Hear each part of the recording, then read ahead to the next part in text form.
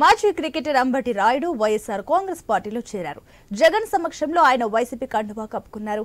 తాడేపల్లి ముఖ్యమంత్రి క్యాంప్ కార్యాలయానికి వచ్చిన అంబటి రాయుడు వైసీపీలో అధికారికంగా చేరిపోయారు.